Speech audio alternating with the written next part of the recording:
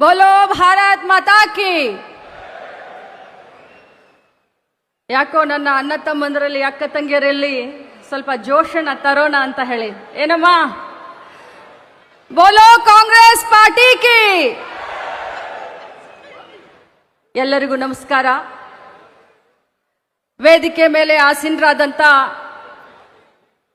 ಪ್ರದೇಶ ಕಾಂಗ್ರೆಸ್ ಪಕ್ಷದ ಎಲ್ಲ ಮಾಜಿ ಅಧ್ಯಕ್ಷರುಗಳೇ, ಮಾಜಿ ಮುಖ್ಯಮಂತ್ರಿಗಳೇ,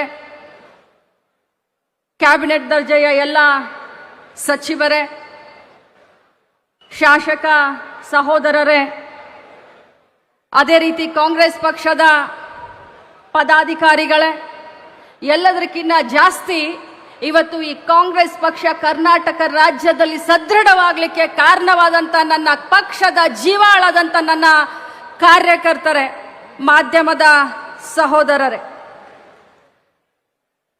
ಇವತ್ತು ನಾವು ಕರ್ನಾಟಕ ಪ್ರದೇಶ ಕಾಂಗ್ರೆಸ್ನ ನೂತನ ಸಾರಥಿ ಶ್ರೀ ಬಿ.ಕೆ. ಹರಿಪ್ರಸಾದ್ ಅವರ ಈ ಒಂದು ಜವಾಬ್ದಾರಿಯನ್ನು ತೆಗೆದುಕೊಳ್ಳುವಂತ ಅಧಿಕಾರ ಪದಗ್ರಹಣ ಕಾರ್ಯಕ್ರಮದಲ್ಲಿ ನಾವು ನೀವೆಲ್ಲರೂ ಭಾಗವಹಿಸಿದ್ದೇವೆ।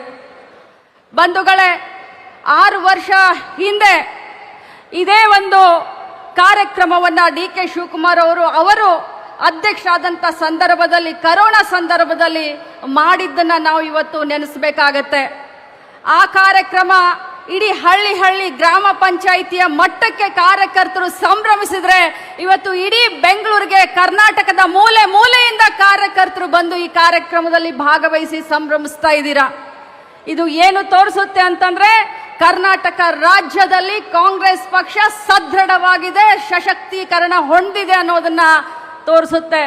ಬಂಧುಗಳೇ, ಇಲ್ಲಿಯವರೆಗೆ ನಮ್ಮ ಸುಮಾರು ನಾಯಕರು ಬಿ.ಕೆ. ಹರಿಪ್ರಸಾದ್ ಸಾಹೇಬರ ಸಂಘಟನೆ, ಪಕ್ಷ ನಿಷ್ಠೆ, ಪ್ರಾಮಾಣಿಕತೆ, ಅಧಿಕಾರಕ್ಕೆ ಯಾವತ್ತೂ ಕೂಡ ಅಂಟಿಕೊಳ್ಳದಂತ ಜಾಯಮಾನದ ಬಗ್ಗೆ ಎಳೆಯಾಗಿ ತಮ್ಮ ಎದುರುಗಡೆ ಇವತ್ತು ಹೇಳಿದ್ದಾರೆ। ಬಿ.ಕೆ. ಹರಿಪ್ರಸಾದ್ ಸರ್ 1980ರಿಂದ ಕಾಂಗ್ರೆಸ್ ಪಕ್ಷದಲ್ಲಿ ಸೇವಾದಳ ಆಗಿರಬಹುದು, NSU ಆಗಿರಬಹುದು, ಯೂತ್ ಕಾಂಗ್ರೆಸ್ ಆಗಿರಬಹುದು, ಕಾಂಗ್ರೆಸ್ ಪಕ್ಷದ ರಾಷ್ಟ್ರೀಯ ಕಾರ್ಯದರ್ಶಿ ಆಗಿರಬಹುದು, ಕಾಂಗ್ರೆಸ್ ಪಕ್ಷದ ರಾಷ್ಟ್ರೀಯ ಜನರಲ್ ಸೆಕ್ರೆಟರಿ ಆಗಿ ವಿವಿಧ ಹಂತದಲ್ಲಿ ಪಕ್ಷದಲ್ಲಿ ಸೇವೆಯನ್ನ ಸಲ್ಲಿಸಿದಂತವರಾಗಿದ್ದಾರೆ। ಸುಮಾರು ನಮ್ಮ ದೇಶದಲ್ಲಿ ಸುಮಾರು 19 ರಾಜ್ಯಗಳಿಗೆ ಕಾಂಗ್ರೆಸ್ ಪಕ್ಷದ ಜನರಲ್ ಸೆಕ್ರೆಟರಿ ಆಗಿ, ಸುಮಾರು 19 ರಾಜ್ಯಗಳಿಗೆ ಇನ್ಚಾರ್ಜ್ ಆಗಿ ಕೆಲಸ ಮಾಡಿದಂತ, ಪಕ್ಷ ಸಂಘಟನೆಯನ್ನ ಮಾಡಿದಂತ ಒಂದು ಹಿರಿಯ ಒಂದು ಅನುಭವ ಹೊಂದಿದಂತವರು ಬಿ.ಕೆ. ಹರಿಪ್ರಸಾದ್ ಅವರಾಗಿದ್ದಾರೆ। ಬಂಧುಗಳೇ, ಪಕ್ಷ ನಿಷ್ಠೆ, ಪ್ರಾಮಾಣಿಕತೆಗೆ ನಾವು ಬಹಳಷ್ಟು ಅವರನ್ನ ಸ್ಮರಿಸಬೇಕಾಗತ್ತೆ। ಇವತ್ತು ಡಿ.ಕೆ. ಶಿವಕುಮಾರ್ ಅವರು ರಾಜ್ಯದ ಮುಖ್ಯಮಂತ್ರಿ ಆಗಿದ್ದಾರೆ।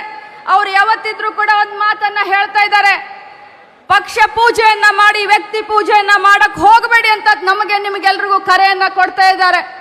ಅವ್ರು ಇನ್ನೊಂದು ಮಾತನ್ನ ಹೇಳ್ತಾ ಇದ್ದಾರೆ, ಅದನ್ನ ನಾನು ಈ ಸಂದರ್ಭದಲ್ಲಿ ಹೇಳಲೇಬೇಕು, ಕರ್ಮಣ್ಯ ವಾದಿಕಾರಸೆ ಮಹಾಫಲೇಸು ತದಾಜನ ಅಂತ ಹೇಳಿ। ಏನು ಅಂತಂದ್ರೆ, ಕೃಷ್ಣನ ವಾಣಿಯಂತೆ ಕರ್ಮವನ್ನ ಮಾಡು, ಫಲ ತನ್ನಿಂತಾನೆ ನಿನ್ನ ಮನೆ ಬಾಗಿಲಿಗೆ ಬರುತ್ತೆ ಅಂತ ಯಾವಾಗಿದ್ರು ಡಿ.ಕೆ. ಶಿವಕುಮಾರ್ ಅವರು ಹೇಳ್ತಾ ಇದ್ರು।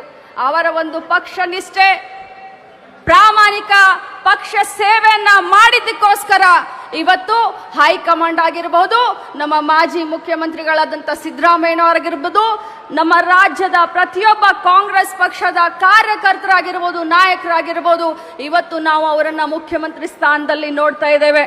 ಅವರು ಬಹಳಷ್ಟು ಕನಸನ್ನ ಹೊಂದಿದ್ದಾರೆ।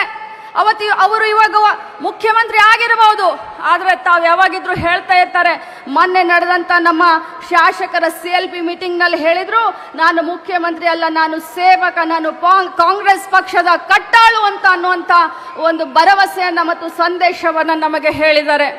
ಬಂಧುಗಳೇ, ಸಂಘಟನೆಗೆ ಬಿ.ಕೆ. ಹರಿಪ್ರಸಾದ್ ಅವರು, ಆಡಳಿತಕ್ಕೆ ಡಿ.ಕೆ. ಶಿವಕುಮಾರ್ ಅವರು, ಮಾರ್ಗದರ್ಶನ ಮಾಡಲಿಕ್ಕೆ ಮಾಜಿ ಮುಖ್ಯಮಂತ್ರಿಗಳಾದಂಥ ಧೀಮಂತ ನಾಯಕರಾದಂಥ ಸಿದ್ದರಾಮಯ್ಯನವರು ಮತ್ತು ಪರಮೇಶ್ವರ್ ಸರ್, ಎಲ್ಲ ನಾಯಕರು ಒಗ್ಗೂಡಿ ಇವತ್ತು ಮುಂಬರುವಂತ 2028ರ ಚುನಾವಣೆ ಆಗಿರಬಹುದು, 29ರ ಚುನಾವಣೆ ಆಗಿರಬಹುದು, ಅದಕ್ಕಿಂತ ಮುಂಚೆ ನಮ್ಮ ಕಾರ್ಯಕರ್ತರಿಗೆ ಶಕ್ತಿಯನ್ನ ಕೊಡುವಂತ ಕೆಲಸ ಕೂಡ ಮಾಡ್ತಾರೆ ಅನ್ನುವಂತ ವಿಶ್ವಾಸ ನನಗೆ BK ಹರಿಪ್ರಸಾದ್ ಮತ್ತು DK ಶಿವಕುಮಾರ್ ಮೇಲೆ ಇದೆ ಅನ್ನುವಂತ ಮಾತನ್ನ ಹೇಳಲಿಕ್ಕೆ ಬಯಸ್ತೇನೆ.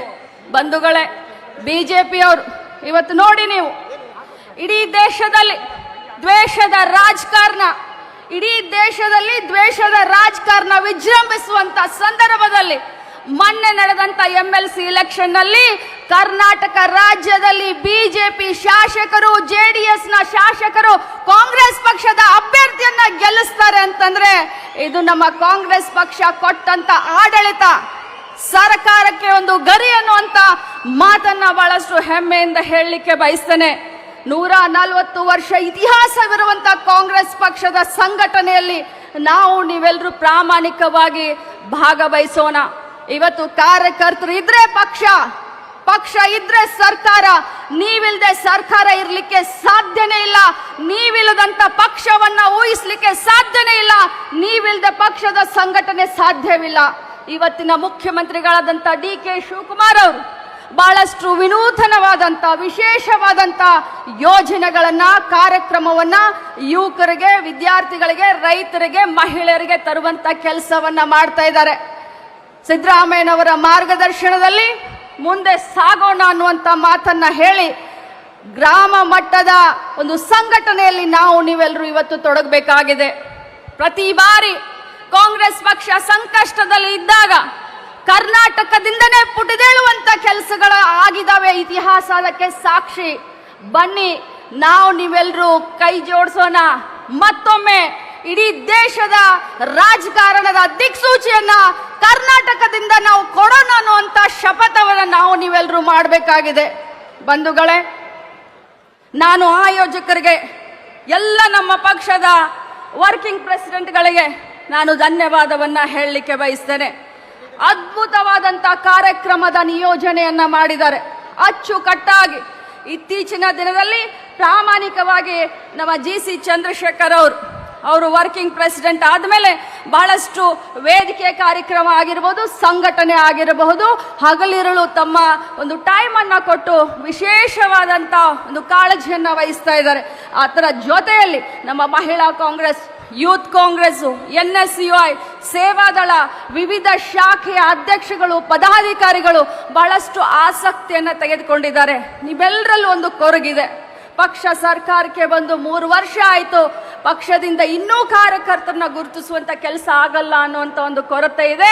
ಆದರೆ ನಾನು ನಿಮಗೆ ಭರವಸೆಯನ್ನ ಕೊಡ್ತೇನೆ, ಅತ್ಯಂತ ಶೀಘ್ರದಲ್ಲಿ ಈ ಎಲ್ಲ ನಿಮ್ಮ ಆಶೋತ್ತರಗಳನ್ನ ಈಡೇರಿಸುವಂತ ಕೆಲಸವನ್ನ ನಮ್ಮ ಮಾನ್ಯ ಮುಖಂಡರುಗಳೆಲ್ಲ ಮಾಡ್ತಾರೆ ಅನ್ನುವಂತ ಭರವಸೆಯನ್ನ ಕೊಟ್ಟು BK ಹರಿಪ್ರಸಾದ್ ಅವರ ಈ ಒಂದು ಸಾರಥ್ಯದಲ್ಲಿ ಮುಂಬರುವಂತ ಪ್ರತಿಯೊಂದು ಚುನಾವಣೆ, ಅದು ನಮ್ಮ ಬೆಂಗಳೂರು ಮಹಾನಗರ ಪಾಲಿಕೆಗೆ ಸಂಬಂಧಪಟ್ಟಂತದ್ದಿರಬಹುದು, ಜಿಲ್ಲಾ ಪಂಚಾಯತ್, ತಾಲೂಕ್ ಪಂಚಾಯತ್, ಗ್ರಾಮ ಪಂಚಾಯತ್ ಇಲೆಕ್ಷನ್ ಇರಬಹುದು, 28, 29ರ ಇಲೆಕ್ಷನ್ ಇರಬಹುದು, ಅವರ ಸಂಘಟನೆ ಜೊತೆಯಲ್ಲಿ DK ಶಿವಕುಮಾರ್ ಅವರ ಆಡಳಿತ, ಚಾಣಕ್ಯ ನೀತಿಯನ್ನು ಉಪಯೋಗಿಸಿಕೊಂಡು ಕರ್ನಾಟಕ ರಾಜ್ಯವನ್ನ ಮತ್ತೆ ಕಾಂಗ್ರೆಸ್ಕರಣ ಮಾಡುವತ್ತ ನಾವು ಹೆಜ್ಜೆ ಇಡೋಣ ಅಂತ ಮಾತನ್ನ ಹೇಳಿ, ತಮ್ಮೆಲ್ಲರಿಗೂ ಕೂಡ ಇಷ್ಟೊಂದು ಸಂಖ್ಯೆಯಲ್ಲಿ ಇಲ್ಲಿ ಭಾಗವಹಿಸಿ ನಮ್ಮೆಲ್ಲರ ಆತ್ಮವಿಶ್ವಾಸವನ್ನ ಹೆಚ್ಚಿಗೆ ಮಾಡಿದ್ದಕ್ಕೆ ತಮ್ಮೆಲ್ಲರಿಗೂ ಕೂಡ ನಾನು ವಂದಿಸಿ, ಈ ಒಂದು ವೇದಿಕೆ ಮೇಲೆ ಇರುವಂತ ಎಲ್ಲ